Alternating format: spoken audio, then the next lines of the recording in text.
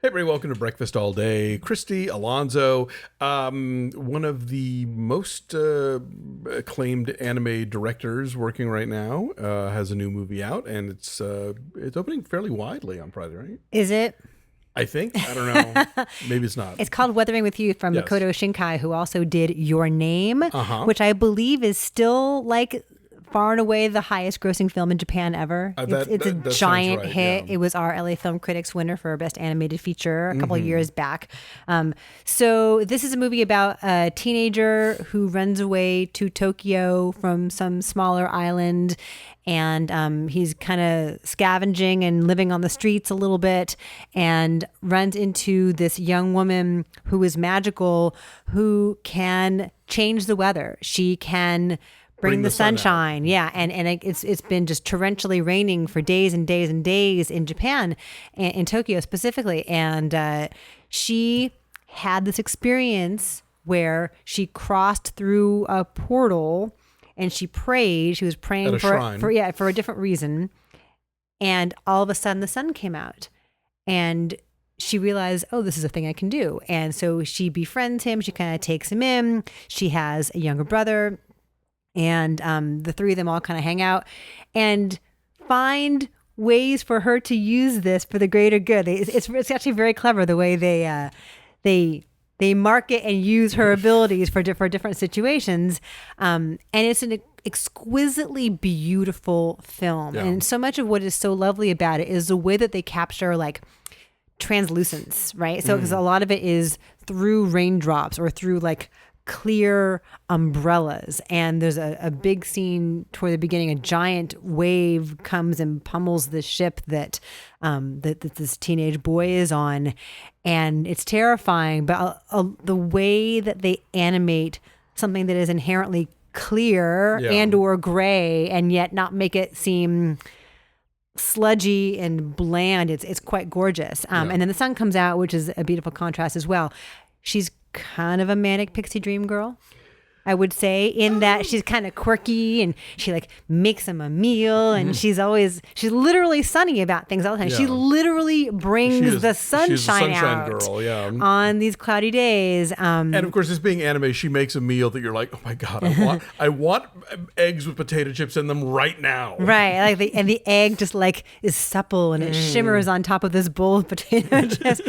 So yeah, it's really quite lovely and quite touching, and it's about making difficult choices ultimately for depending on who you think the greater good is, either Right. individually or for all of society. And it's lovely and sad and very, very pretty. Yeah, it's a lot like Your Name in that it is this sort of like what could be sort of a simple teenage romance that has like all the stakes of not the fate of mankind necessarily, but like, you know, natural phenomena and supernatural phenomena kind of both aiding and abetting and getting in their way of things. You know, which I think is kind of when you are a teenager in love, like everything feels it that way anyway. Like The end of the world. Yeah, the stakes seem to be that high. So these movies kind of make that more literal, I think. I mean, this isn't like as extraordinary as Your Name is, but I mean, that's a really high bar to meet. But I love this movie. I love looking at it. Like, you're right. I love the way that just the way that he captures rain as the way that it sounds, you know. I mean, I just watched this on my laptop, and like the sound of rain is so amazing in this movie in the many different iterations. Like, I want to see this again in a theater.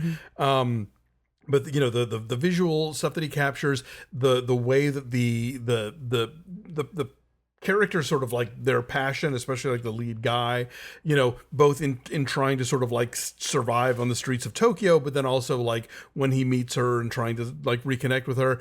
It's fascinating the way this movie treats cops. It's so different from in American movies. How so? I just like people are so willing to like tackle them, you know. and like this is again, it's that thing with foreign films, and this comes up also in Les Miserables. The idea of like someone has a gun, you know, which is this unusual and like, Oh, you right, know, in other cultures. circumstance, yeah, as opposed to here where it's like, well, yeah, of course he does. It's Big deal. It's Texas. What'd you think? You know, There's an English language dub of this. there is, which neither of us have seen. Yeah, I saw the Japanese version, as did Alonso. But as I was watching it, I was thinking that the whole element with like the kind of sleazy journalist that he goes to work for and his girl Friday, who is his assistant.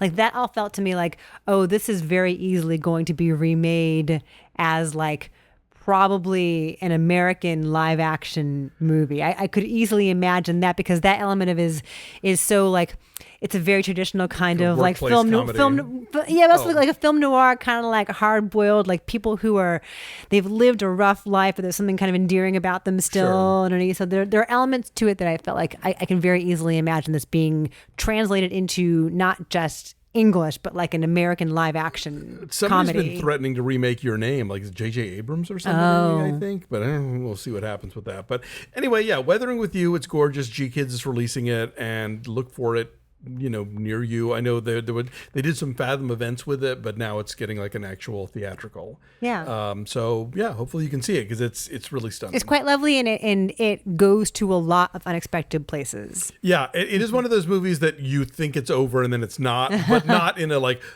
way. It's sort of like okay. There's more. Yeah. And I watched it with Nick, and he really liked it too. I don't know that for kids a whole lot younger that it might be all that suitable. I mean, although it's from a purely visceral perspective, it is very pretty, of course, but like some heavy stuff happens, and like dark and larger, heavier philosophical stuff is at stake here, as you said, which some kids might not get, but it's quite lovely. Yeah. So I'm saying an 8.